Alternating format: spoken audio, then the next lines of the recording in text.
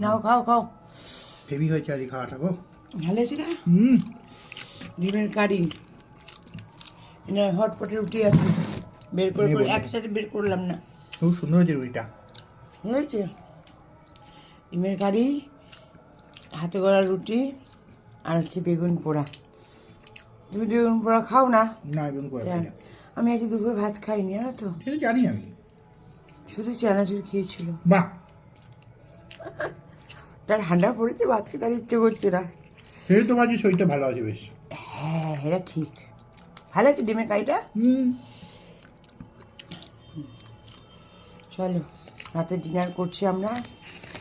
একদম পেঁয়াজ আছে সঙ্গে, ডিমের কারি, মটরশুঁটি দিয়ে, আলু দিয়ে। না না, রুটি না, বের করে করে না। ওরকম অত বার করে রেখেছো কেন? আমি হাতে রেখেছিলাম। আর সাথে আছে বেগুন পোড়া। বেগুন পোড়াটা দুপুরেই মাখা, বেশি করে ধনে পাতা, কাঁচা লঙ্কা দিয়ে। এটা রুটি দিয়ে খেতে খুব ভালো লাগে। আস্তে আস্তে খাও। জল দেবো? ওই জল। না, চলো, খুব ঠান্ডা পড়েছে, তাড়াতাড়ি করে খেয়ে শুয়ে পড়বো। টাটা, দেখা হবে কালকে সকালে ব্লগে। Good night. কার কার বেগুন পোড়া দিয়ে রুটি খেতে ভালো লাগে অবশ্যই একটু কমেন্টস করে জানিও। আর যদি আজকে ডিনার দেখতে ভালো লাগে তোমাদের অবশ্যই লাইক করে দিও। ভালো হয়েছে গো ডিমটা? দারুণ। দারুণ হয়েছে না? দেখি মনে হচ্ছে টেস্টি। আমি তো বেগুন পোড়া দিয়ে রুটি খাবো।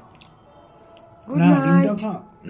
ডিমটাও খাবো, কাল তো খাওয়া যাবে না, কাল আবার মঙ্গলবার, নিরামিষ।